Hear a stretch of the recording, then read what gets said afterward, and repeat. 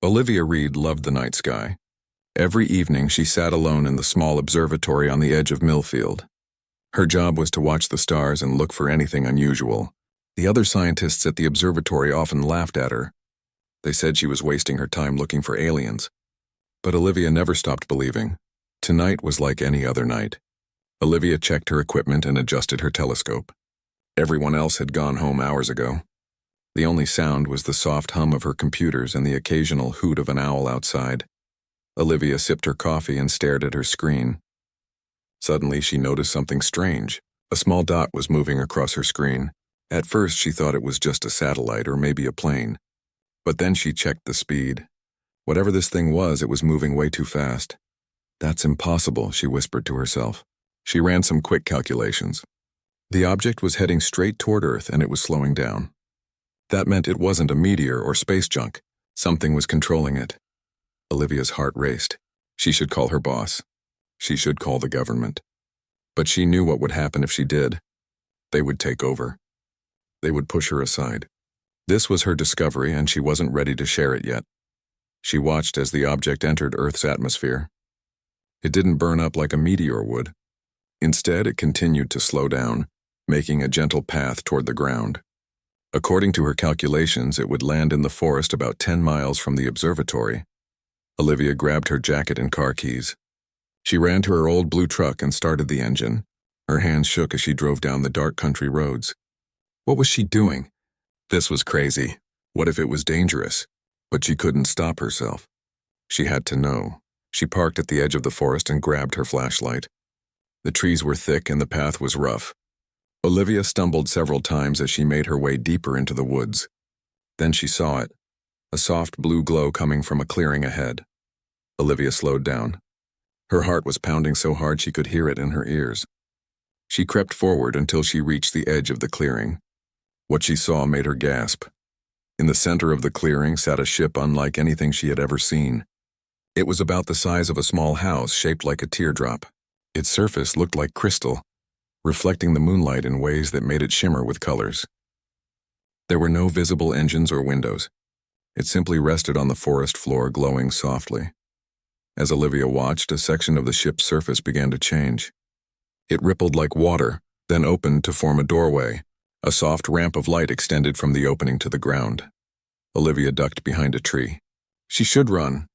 She should get away while she still could. But her curiosity kept her frozen in place.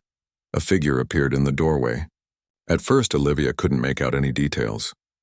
The light from inside the ship was too bright. But as the figure stepped onto the ramp, Olivia could see it clearly. It was a woman, at least it looked like a woman. She was tall, much taller than any human, with slender limbs that seemed too long for her body. Her skin glowed with a soft blue light, covered in patterns that shifted and moved like clouds across the sky. Her face was almost human, but her features were sharper, more defined. Her eyes were the most striking feature, large and almond-shaped with no whites, just swirling pools of what looked like stars and galaxies. The alien woman walked gracefully down the ramp. She wore a simple dress that seemed to be made of the same crystal-like material as the ship. It flowed around her like water as she moved. Olivia tried to stay hidden, but she accidentally stepped on a twig. The snap echoed through the quiet forest. The alien woman turned her head sharply toward the sound. Olivia froze. "I know you are there," the alien woman said. Her voice was musical, with an accent Olivia couldn't place. "Please, show yourself. I mean no harm." Olivia hesitated, then slowly stepped out from behind the tree. Her hands were shaking. She raised them to show she wasn't carrying any weapons. "How do you speak my language?" Olivia asked. Her voice came out as a whisper. The alien woman smiled. "We have been studying your world for a long time. Your language was not difficult to learn. Who are you? Why are you here?" Olivia asked. "My name is Lyra. I am the queen of the Astari people." The alien woman, Lyra, took a step closer. "And I've been searching for you across the stars." Olivia blinked in confusion. "Me? Why me?" Before Lyra could answer, the sound of helicopter blades cut through the night air. Bright spotlights swept through the trees. Voices shouted in the distance. "They're coming," Olivia said. "The military. They must have tracked your ship." Lyra looked up at the sky, her strange eyes reflecting the helicopter lights. "I cannot let them find me." "The time is not right for our peoples to meet." She turned back to Olivia and held out her hand. Come with me. What? No, I can't just leave. Olivia stepped back. You must. I need your help. My people need your help. Lyra's voice was urgent now. I will explain everything, but not here. Not now. The helicopter sounds grew louder. The voices were closer. They would be here any minute. Olivia looked at Lyra's outstretched hand, then back toward the sounds of the approaching soldiers. She thought about her life in Millfield, her tiny apartment, her job where no one respected her, her lonely nights watching the stars. What did she have to lose? She took Lyra's hand. It was warm, much warmer than human skin, and it seemed to pulse with energy. Lyra smiled. Thank you. She led Olivia quickly up the ramp and into the ship. Inside, the ship was larger than it appeared from outside. The walls curved and flowed like liquid crystal. There were no sharp edges anywhere. The floor hummed beneath Olivia's feet. What is this place? Olivia asked, turning in a circle to take it all in. This is my personal vessel, Lyra said. She moved to what looked like a control panel. Though it had no buttons or screens, just smooth crystal surfaces that lit up when she touched them. We must leave quickly. The doorway sealed itself, becoming solid crystal again. Olivia felt a slight pressure in her ears, like being in an elevator that was moving too fast. Wait, she said, suddenly realizing what was happening. We're leaving? Leaving where? Lyra turned to her, those galaxy eyes shining with something that looked like sympathy. Earth, we are leaving Earth. I'm sorry, but it's necessary. Before Olivia could protest, the ship hummed louder. There was no sensation of movement. But through a newly formed window in the wall, Olivia could see the ground falling away beneath them. The forest shrank to a patch of darkness. The lights of Millfield became tiny dots, and then they were gone, shooting up through the clouds, past the stars that Olivia had spent her life watching, and into the endless black of space. Olivia opened her eyes slowly. Her head hurt and her mouth felt dry. She was lying on something soft that seemed to mold to her body. The ceiling above her glowed with a gentle blue light. This wasn't her bedroom. This wasn't anywhere she knew. Then she remembered. The ship, the alien woman, leaving Earth. Olivia sat up quickly, making her head spin. She was in a small room with curved walls that shimmered like mother of pearl. There was no door that she could see, just smooth walls all around. Hello? She called out. Her voice sounded strange in the room, like it was being absorbed by the walls. A section of the wall rippled and opened. Lyra stepped through. She looked exactly as Olivia remembered, tall and elegant with skin that glowed and eyes full of stars. You're awake, Lyra said. Good, how do you feel? How long was I asleep? Olivia asked. 3 weeks by your Earth time, Lyra said. 3 weeks? Olivia jumped to her feet. That's impossible. I can't have been asleep for 3 weeks. We had to put you in stasis for the journey, Lyra explained calmly.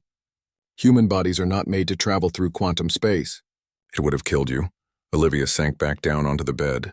Where are we? We are approaching my home system, Lyra said.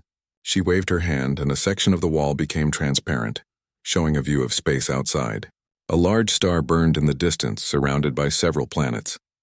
The third planet is Asteria, my homeworld. Olivia stared at the view. It was beautiful and terrifying at the same time. Why did you bring me here? You said you needed my help. What could I possibly do for you?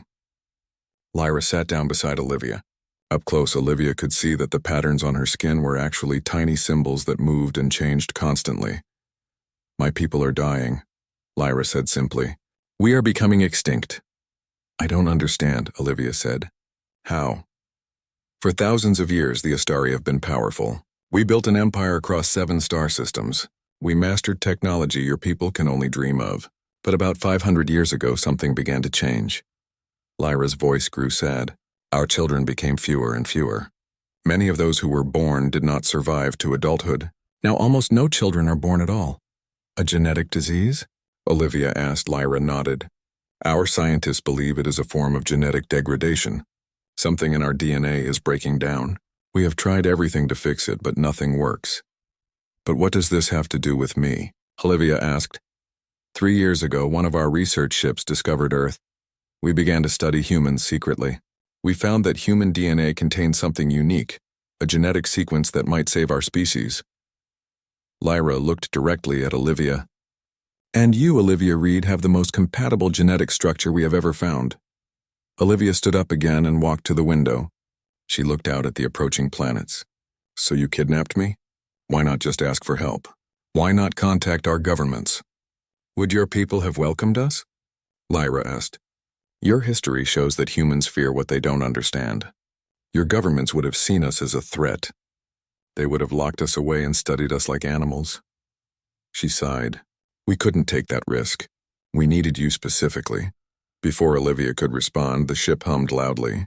The view outside changed as they approached one of the planets, a beautiful blue-green world with 3 small moons. We are arriving at Asteria, Lyra said. Please come with me to the main chamber. The landing can be disorienting for those not used to it. Olivia followed Lyra through the opening in the wall. They walked down a curved hallway that seemed to shift and change as they moved. They entered a larger room with a circular platform in the center. Lyra guided Olivia onto the platform. Hold still, she instructed. The ship hummed louder. The walls around them became transparent, giving them a 360-degree view of space. Olivia watched in awe as they descended toward the planet. Unlike Earth landings she had seen in movies, there was no fire or turbulence. The ship simply glided through the atmosphere as if it were moving through water. As they got closer to the surface, Olivia could see a vast city spread out below them. It was unlike any city on Earth. The buildings were tall and slender, made of the same crystal-like material as the ship. Some of them actually floated in the air with no visible means of support. The whole city seemed to be built in harmony with the natural landscape, with trees and water integrated into the design. Welcome to Elara, the capital of the Celestial Kingdom, Lyra said. The ship landed softly on a platform at the top of the tallest building. As they stepped off the ship, Olivia noticed something strange about the city. Despite its beauty, many areas seemed empty. Some buildings looked abandoned. There were few people visible in the streets below. Where is everyone? She asked. Lyra's face showed sadness. As I told you, we are dying. Elara was once home to millions. Now fewer than 100,000 remain. The rest of the city is empty. A group of Astari approached them on the landing platform. They looked similar to Lyra, with the same glowing skin and strange eyes, though none were as tall or moved with the same grace. They all wore similar crystal-like clothing in various colors. One of them, a female with deep purple skin patterns, stepped forward and bowed to Lyra. My queen, welcome home. Thank you, Cora, Lyra replied. She gestured to Olivia. This is Olivia Reed of Earth. Cora looked at Olivia with clear suspicion in her galaxy eyes. So this is the human. Her voice was cold. I hope she is worth the risk you took, my queen. Mind your tone, General, Lyra said sharply. Olivia is our guest and possibly our salvation. She will be treated with respect. Cora bowed again, but her eyes remained cold. As you wish. She turned to the others. Prepare the palace for a royal audience. The queen will present the human to the council. As the group hurried away, Olivia whispered to Lyra, I don't think your general likes me very much. Cora is cautious, Lyra said. She is my most trusted warrior and advisor, but she has seen much conflict. The last time we encountered humans, it did not end well. What do you mean? Olivia asked. You said you only discovered Earth 3 years ago. Lyra looked uncomfortable. There is much I have not told you yet. Come, you should rest and prepare. The council will have many questions. Lyra led Olivia into the building. Inside, the palace was even more beautiful than it appeared from outside. The walls shifted colors with the light, and the floor seemed to be made of some kind of living crystal that responded to their footsteps with gentle pulses of light. Servants, all Astari, bowed as Lyra passed. They looked at Olivia with curious eyes but said nothing. Lyra showed Olivia to a large room with a view of the entire city. These will be your quarters. Rest. Food will be brought to you. We will meet with the council in 3 hours. After Lyra left, Olivia explored the room. There was a bed similar to the one on the ship, a bathing area with what looked like a pool of glowing water, and various objects she couldn't identify. She touched one, and it lit up with strange symbols. Olivia went to the window and looked out at the alien city. It was beautiful but sad, like a flower that was slowly wilting. She could see the emptiness now. Entire sections of the city were dark and lifeless. A soft chime sounded, and a section of the wall opened. An Astari servant entered carrying a tray of what looked like food, fruits and vegetables in colors Olivia had never seen before. Thank you, Olivia said. The servant looked surprised that she had spoken to him. He bowed quickly and left without a word. Olivia tried the food. It was strange but not unpleasant, sweet and tangy with textures she couldn't compare to anything on Earth. As she ate, she thought about her situation. She was millions of miles from home, in an alien palace being asked to somehow save an entire species. It was too much to process. Part of her wanted to curl up and cry, but another part, the scientist in her, was fascinated by everything around her. That evening, Olivia stood on a balcony outside her room, looking at the 3 moons rising in the alien sky. The air smelled different here, sweeter, with hints of spices she couldn't name. She heard soft footsteps behind her and turned to see Lyra approaching. "It's beautiful," Olivia said, gesturing at the view. "Yes," Lyra agreed. "Even in decline, Asteria remains beautiful." She stood beside Olivia at the railing. "There's something else I haven't told you," she said quietly. "Another reason why I chose you specifically." Olivia turned to look at the alien queen. "What is it?" Lyra's galaxy eyes seemed to swirl with emotion. "Come with me. There's something I need to show you." Lyra led Olivia through the quiet palace. The hallways were lit only by the soft glow coming from the walls themselves. They passed several guards who bowed to Lyra but watched Olivia with careful eyes. They entered a small elevator that descended deep below the palace. Olivia's ears popped as they went down. "Where are we going?" she asked. "To our Hall of Records," Lyra replied. "There is history you need to understand." The elevator stopped and they stepped out into a large circular room. The walls were lined with crystal pillars that pulsed with light. In the center of the room was a raised platform. Lyra placed her hand on a panel near the platform. The lights in the room dimmed and the air above the platform began to shimmer. "What you are about to see is the true history of the first contact between our peoples," Lyra said. "A history that your world has forgotten or chosen to forget." The shimmering air solidified into a 3-dimensional image. Olivia gasped. It showed a familiar scene, the pyramids of Egypt, but they looked new, their limestone facings still intact. Around them, thousands of humans in ancient Egyptian clothing worked and lived. "This is Earth. Approximately 3,000 of your years ago," Lyra explained. The image zoomed in to show a strange ship, similar to Lyra's but larger, landing near the pyramids. From it emerged a group of Astari dressed in ornate clothing. "We were explorers then," Lyra said. "We had just begun to explore beyond our own star system. Earth was one of the first habitable planets we discovered."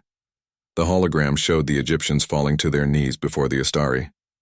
"They thought we were gods," Lyra said, her voice sad. "We tried to explain that we were simply travelers from another world, but they could not understand. Their technology was too primitive. To them, we were divine beings." The images shifted, showing similar scenes in other ancient civilizations: Mesopotamia, the Indus Valley, ancient China. "We visited many places on your world," Lyra continued. "We were curious about your species. We saw potential in humans, a spark that reminded us of ourselves when we were younger." The hologram changed again, now showing scenes of Astari working alongside humans, teaching them. "For a time, things were peaceful. We shared some of our knowledge, nothing too advanced, but enough to help your civilizations grow." The scene shifted again. Now it showed an Astari male talking with a human female. They were sitting in a garden laughing together. "This is Prince Naren, my ancestor," Lyra said, "and the human woman is called Amara. They fell in love." Olivia watched as the holographic story unfolded. The prince and the human woman were shown meeting in secret, exchanging gifts, holding hands. "Such a union was forbidden," Lyra said. "Not by our laws, but by the beliefs of Amara's people. They thought she was consorting with a god, which was sacrilege." The hologram showed angry humans discovering the couple. There was a confrontation. The prince tried to protect Amara, using some kind of energy weapon that shot blue light. Several humans fell. "This was the beginning of the end," Lyra said sadly. "The humans believed the prince had killed their people with magic. They turned against all Astari." The hologram showed humans attacking Astari with spears and arrows. Most of the weapons bounced off some kind of energy shield around the aliens, but the humans kept coming in greater numbers. "We had a strict policy of non-interference," Lyra explained. "We were not allowed to use our advanced weapons against less developed species. Most of our people escaped back to their ships." The image showed Astari running, being chased by angry mobs. Some of the aliens fell and were overwhelmed by humans. But Prince Naren refused to leave without Amara, Lyra continued. The hologram showed the prince fighting his way through a crowd to reach the woman. He grabbed her hand and they ran toward a small ship. Just as they reached it, an arrow struck Amara in the back. She fell. The prince tried to carry her into the ship, but more humans were coming. In desperation, he entered the ship alone and took off. Naren was the only member of the royal family on the expedition, Lyra said. When he returned and told what had happened, it was decided that Earth was too dangerous. We placed a quarantine on your planet. No Astari was allowed to visit Earth again. But you said Naren was your ancestor, Olivia said. What happened to him? Lyra waved her hand and the hologram changed again. It showed the prince in what looked like a laboratory. He was working with Astari scientists. They were gathered around something that looked like a large test tube. Inside was a tiny humanoid form. Naren couldn't forget Amara, Lyra said. He had taken a sample of her blood before he escaped. Using our advanced genetic technology, he and our scientists created children, hybrids of Astari and human DNA. That's impossible, Olivia whispered. Not for us, Lyra said. Our understanding of genetics was already advanced then. It has only improved in the 3,000 years since. The hologram showed the children growing. They looked mostly Astari but had some human features. 5 fingers instead of 4, rounded ears, less luminous skin. The hybrids were raised on Asteria, Lyra said. They were accepted into our society, though they were always different. They could not access all of our technology, which is tied to pure Astari genetics, but they brought new ideas, new ways of thinking. Naren's daughter eventually became Queen, my direct ancestor. The hologram faded away, leaving the room dim except for the pulsing light from the crystal pillars.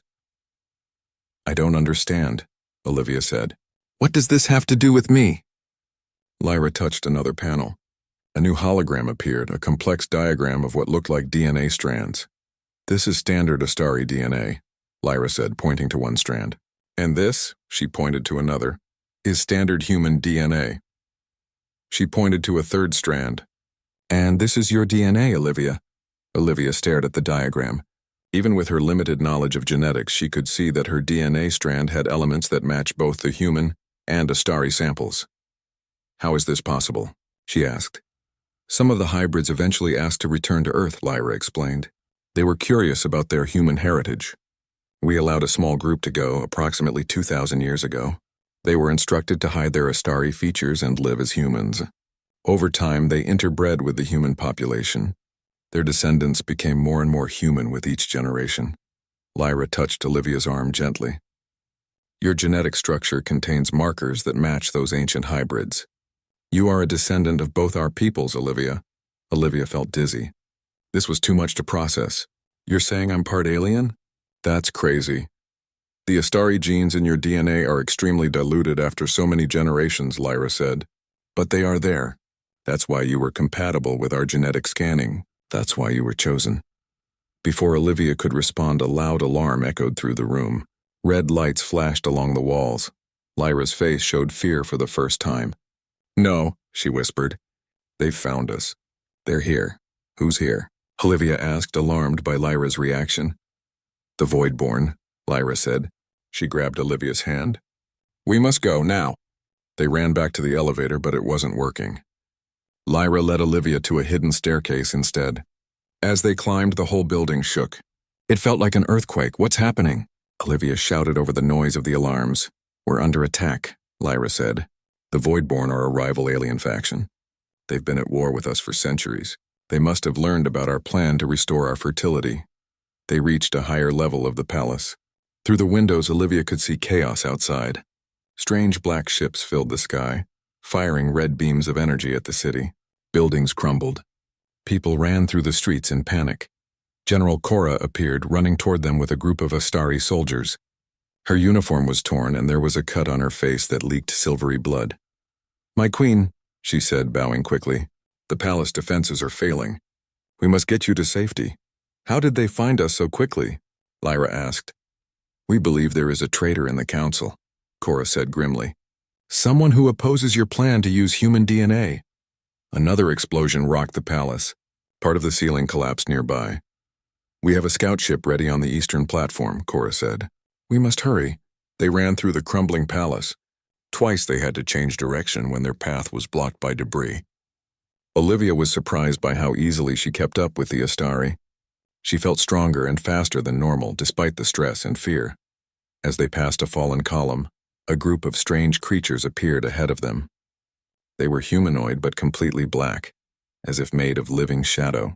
Their eyes glowed red and they carried weapons that pulsed with the same red energy. Voidborn, Cora shouted. She raised her hand and a blue energy shield appeared in front of their group. The Voidborn fired their weapons. Red bolts of energy hit the shield, making it flicker. Go, my queen, Cora said through gritted teeth. Take the human and go. We will hold them off. Lyra hesitated. Cora, go, Cora shouted. The future of our people is more important than any individual life. Lyra nodded.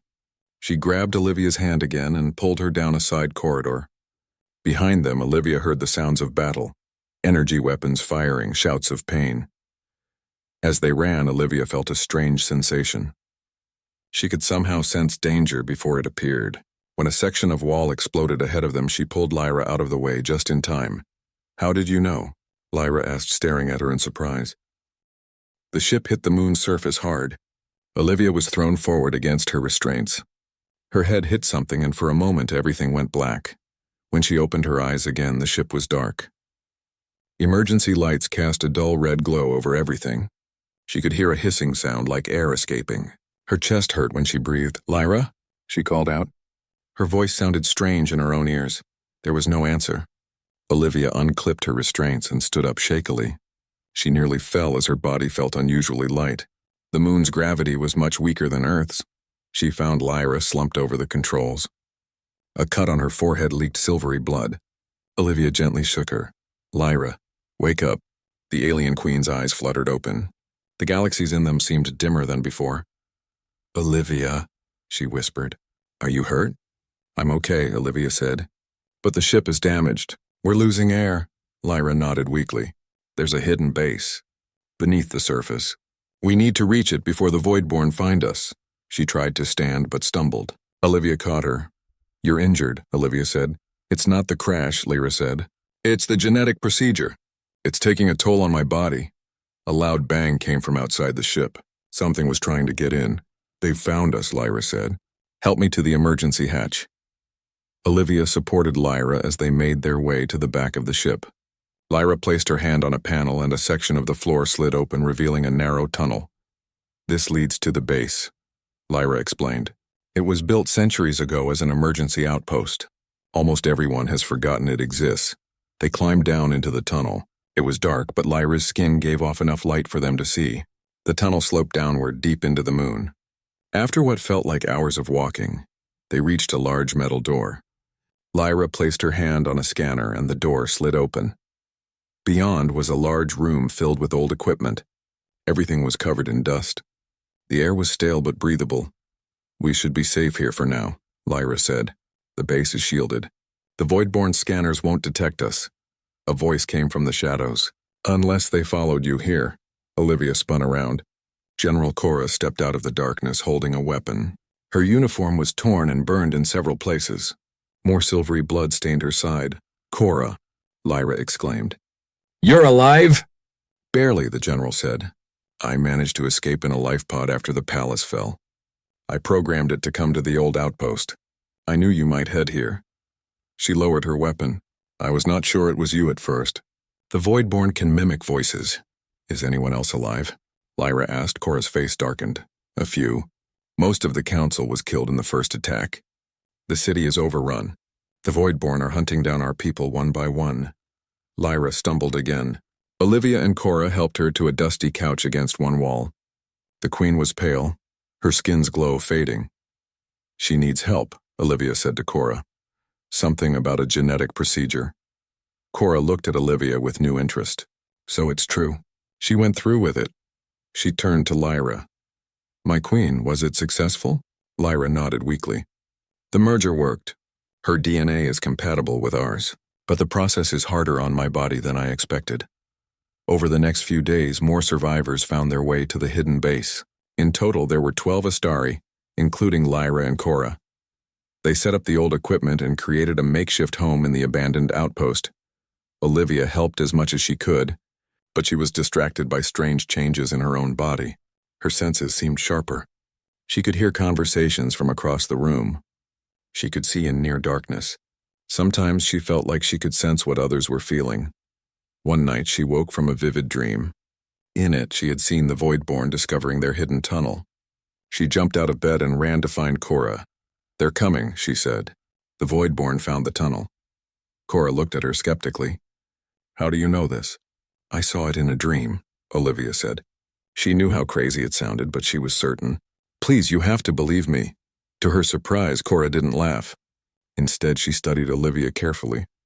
"The genetic merger," she said thoughtfully. "It's awakening the dormant Astari genes in your DNA. You're developing our abilities." "What abilities?" Olivia asked. "Astari can sense quantum probabilities," Cora explained. "We can sometimes see events before they happen, particularly threats. It helps us survive." She stood up. "I'll send scouts to check the tunnel." The scouts returned an hour later, reporting that Voidborn soldiers had indeed found the tunnel entrance and were beginning to explore it. "We need to collapse it," Cora ordered. "Set charges at the first junction." As the Astari prepared their defenses, Olivia went to check on Lyra. The Queen was resting in a small room they had converted into private quarters. She looked worse than before. Her skin was almost transparent, the patterns barely visible. "Lyra," Olivia said, sitting beside her, "you need to tell me the truth. What exactly did you do to me? What was this genetic merger?" Lyra opened her eyes slowly. "It was more than just a scientific procedure," she admitted. "It was one intimate. Among my people, it's a sacred ritual performed only between life partners." "Life partners?"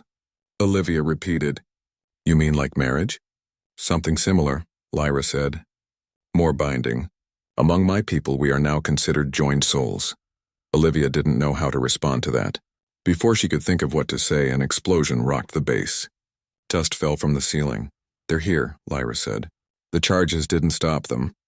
Olivia helped Lyra to her feet and they made their way to the main room. Cora and the other Astari were gathered there, weapons ready. The main door was sealed, but it was shaking as something pounded on it from the other side. "We can't hold them off for long," Cora said grimly. "There are too many and we're too few." The pounding on the door grew louder. Metal groaned as the door began to bend inward. "I have an idea," Olivia said suddenly. She didn't know where the thought came from, but it felt right. "The quantum shield you used in the palace, Cora. Can you teach me how to create one?" Cora looked at her in surprise. "That's advanced Astari technology. It's tied to our genetics. A human couldn't possibly, and I'm not entirely human, remember?" Olivia interrupted. "And I'm connected to Lyra now. Please just try." After a moment's hesitation, Cora nodded. "Focus your mind," she instructed. "Feel the energy flowing through your body. Imagine it extending outward, creating a barrier." Olivia closed her eyes. She tried to sense the energy Cora described. At first there was nothing. Then slowly she became aware of a tingling sensation in her fingertips. It spread up her arms across her chest down to her toes. Her whole body hummed with it. "Now push it outward," Cora said. "Direct it with your will." Olivia raised her hands. She imagined the energy flowing out from her palms, creating a wall between them and danger. Her skin began to glow faintly like Lyra's. The door burst open. Black shapes poured in. Voidborn soldiers with glowing red eyes. They raised their weapons. Olivia felt something inside her snap into place. Blue light erupted from her hands, spreading outward in a wave. It formed a shimmering barrier between the Astari and the Voidborn. The enemy fired their weapons, but the red energy bolts dissipated against Olivia's shield. The effort was immense. Olivia felt like her body was on fire. Her vision tunneled, darkening at the edges. She heard Lyra call her name, but it seemed to come from very far away. Then everything went black. Olivia woke slowly. She was lying on a bed covered with a soft blanket that seemed to be made of living light. Lyra sat beside her, looking better than she had in days. Her skin glowed with renewed energy. "What happened?" Olivia asked, her voice hoarse. "You saved us," Lyra said. "Your shield held long enough for Cora to activate the base's old defense systems. We were able to drive the Voidborn back." Olivia tried to sit up, but her body felt heavy. "How long was I unconscious?" 3 days, Lyra replied. "You drained yourself completely. We weren't sure you would wake at all. How are you feeling?" Olivia asked, noticing Lyra's improved appearance. Better, Lyra said. Your display of power. It stabilized something in the genetic merger. The strain on my body has eased. Cora entered the room. She looked at Olivia with new respect in her galaxy eyes. The human is awake, she said. Good, we need to move soon. This location is no longer safe. After Cora left, Lyra took Olivia's hand. Her touch sent a warm tingle up Olivia's arm. There's something else you should know, Lyra said. Her voice was soft, almost shy. The genetic merger was more successful than I dared hope. What do you mean? Olivia asked. Lyra placed Olivia's hand on her abdomen. Feel, she whispered. At first, Olivia felt nothing unusual. Then she sensed it. A small pulse of energy, different from Lyra's but somehow connected to it. And connected to Olivia's own energy as well. I don't understand, Olivia said, though a part of her did understand, impossible as it seemed. Lyra's eyes shone with joy and wonder. I'm pregnant with your child, human, she said. Olivia stared at her in shock. That's not possible, she whispered. We're both female and different species. Astari reproduction isn't like human reproduction, Lyra explained. When we form a bond through the genetic merger, new life can be created from the essence of both participants. Gender doesn't matter to us the way it does to humans. Olivia stared at Cora in shock. Earth? We're going back to Earth? It's the last place they would look for us, Cora said, her hands moving quickly over the ship's controls. The Voidborn believe humans are primitive and dangerous. They avoid your planet. Behind them, the Voidborn ships continued their pursuit. The ship shook as one of their energy bolts struck a glancing blow. We can't outrun them for long, Cora said grimly. We need to make the jump to quantum space. Is that safe? Olivia asked, looking worriedly at Lyra. What about the baby? We have no choice, Lyra said. She placed a protective hand over her abdomen. Cora, do it, Cora nodded. She pressed a series of controls and the ship hummed louder. The stars outside the window began to stretch into lines of light. Brace yourselves, Cora warned. This will be— The ship lurched violently. Olivia felt her body being pulled in impossible directions. Colors she had no names for flashed before her eyes. For a moment she thought she could see through the walls of the ship, into a space that wasn't space at all. Then suddenly everything snapped back to normal. The ship was quiet. Outside the window, familiar stars shone against the black of space. And in the distance, a blue-green planet hung like a jewel. Earth, Olivia whispered. We made it, Lyra said, sounding relieved. The Voidborn didn't follow us through quantum space. Cora checked the ship's systems. We lost the rear deflector shield and the quantum drive is damaged. We won't be making another jump anytime soon. Can we land? Lyra asked. Yes, but we need to be careful, Cora replied. Earth governments monitor their skies. We should avoid populated areas, Olivia thought for a moment. I know a place, she said. The forest near the observatory where I worked. It's isolated and I know the area. Cora nodded. Give me the coordinates. As the ship began its descent toward Earth, Olivia went to check on the other Astari refugees. There were 10 of them, including Lyra and Cora. All had been injured in some way during their escape from Asteria. They looked at Olivia with a mixture of hope and fear. We're going to my world now, she told them. It won't be easy. Humans aren't used to aliens. We'll need to hide, at least at first. One of the younger Astari, a male with bright green patterns on his skin, spoke up. The Voidborn will come looking for us eventually. Earth won't be safe forever.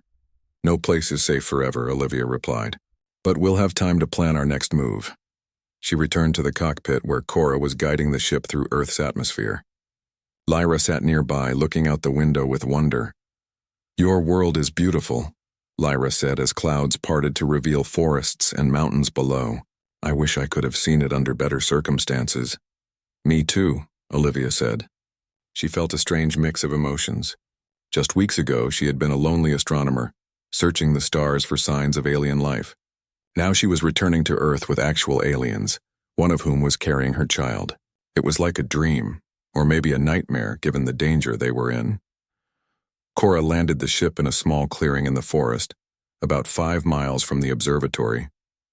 It was night and the trees helped hide their arrival from prying eyes. The ship's cloaking technology would keep it invisible from most Earth sensors. We need shelter, Cora said as they disembarked. Somewhere to rest and plan. I have a cabin about a mile from here, Olivia said. It's small, but it's private. No one ever goes there. They made their way through the dark forest, The Astari moved silently, their glowing skin dimmed to avoid attention. Olivia led them, surprised at how easily she navigated the unfamiliar darkness. Her senses were still enhanced from the genetic merger. The cabin was exactly as Olivia had left it, a simple one-room building with basic furniture.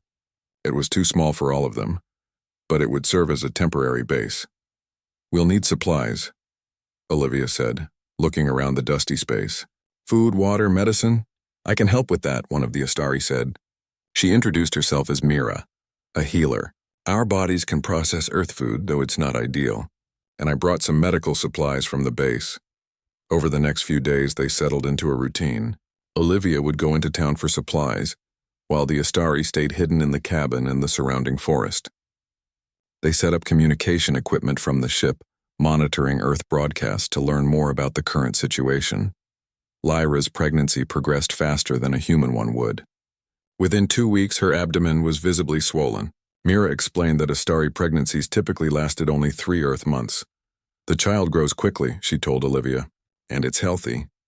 The merger of your DNA with Lyra's was perfect." One evening, as Olivia and Lyra sat on the cabin's small porch watching the sunset, Lyra asked, "What will happen when the baby comes?" "I don't know," Olivia admitted. "We can't hide forever. Eventually, someone will discover us." "My people have a saying," Lyra said. "The future is not a path to be found, but a garden to be planted." She took Olivia's hand. "Whatever comes, we will face it together." Olivia squeezed her hand. Over the past weeks, her feelings for Lyra had grown complicated. There was the artificial bond of the genetic merger, but there was something else too, something real and unexpected. "I never thought my search for alien life would end like this," Olivia said with a small laugh. "Is it ending?" Lyra asked. "Or just beginning?" Their moment was interrupted by Cora, who came running from the forest. "We have a problem," she said urgently. The ship's sensors detected void-borne energy signatures entering the solar system. "They've found us." Inside the cabin, they gathered around the communication equipment. The sensors showed 3 void-borne ships approaching Earth. "How did they find us so quickly?" Olivia asked. "They must have tracked our quantum signature," Cora said grimly. "Our jump wasn't clean. We left a trail. What do we do now?" one of the younger Astari asked, fear in his voice. "We can't run," Cora said. "The ship isn't ready for another jump. And even if it was, where would we go? We're the last free Astari in the galaxy." Olivia looked at Lyra, who was protectively cradling her swollen abdomen. An idea began to form in her mind. "What if we don't run?" she said slowly. "What if we make a stand here on Earth? Against 3 void-borne warships?" Cora scoffed. "That would be suicide." "Not necessarily," Olivia said. "The void-borne avoid Earth because they think humans are dangerous. What if we prove them right?" She outlined her plan. They would use the ship's communication equipment to contact Earth's governments and reveal the truth about the approaching void-borne threat. It was a desperate move, but it might be their only chance. "Your people might turn against us too," Lyra pointed out. "Humans fear what they don't understand." "Maybe," Olivia admitted. "But we have to try. And I think I might be able to help them understand." Since returning to Earth, Olivia had been experimenting with her new abilities. She could create small quantum shields, sense danger before it happened, and even influence the emotions of those around her. The Astari genes in her DNA had been fully awakened. "I can serve as a bridge," she said. "I'm both human and part Astari now. I can help both sides see that we're stronger together than apart." After much debate, they agreed to Olivia's plan. Using the ship's advanced technology, they hacked into global satellite networks and broadcast a message to every major government on Earth. Olivia stood before the camera, with Lyra and the other Astari behind her. "My name is Olivia Reed," she began. "I'm a former astronomer from the Millfield Observatory. What I'm about to tell you will sound impossible, but I need you to listen. Earth is in danger." She explained about the Astari, their dying civilization, and the void-borne threat that was now approaching Earth. She revealed her own changed nature and Lyra's pregnancy. "This child represents hope for both our species," she said. "A new beginning. But the Voidborn want to destroy that hope. They'll be here in less than 24 hours. We need to stand together, humans and Astari, or we'll fall separately." The response was immediate and chaotic. Military forces were mobilized. News networks exploded with reports of alien contact. Government officials demanded proof. Some people panicked. Others were fascinated. Within hours, the cabin was surrounded by military vehicles. Soldiers with weapons trained on the door ordered them to come out. For a tense moment, Olivia feared they had made a terrible mistake. Then a familiar face pushed through the crowd of soldiers. Dr. Alan Foster, the director of the Millfield Observatory. "Olivia?" he called. "Is that really you?" Olivia stepped onto the porch. The soldiers raised their weapons, but Dr. Foster waved them down. "It's me, Alan," she said. "They said you were abducted by aliens," he said, shaking his head in disbelief. I didn't believe it, but... He trailed off as Lyra appeared in the doorway behind Olivia, her alien nature unmistakable. "We need your help," Olivia said simply. Dr. Foster stared at Lyra for a long moment, then nodded. "Tell me everything." Over the next few hours, Olivia explained the situation in detail to Dr. Foster and a growing number of government officials who arrived at the scene. She showed them the Astari ship, demonstrated her new abilities, and let them scan Lyra's pregnancy. "The Voidborn ships will be here by tomorrow morning," Cora warned. "Earth's weapons won't be effective against them. They have quantum shielding, but I might be able to disrupt those shields," Olivia said. "And if I can, Earth's weapons could damage them."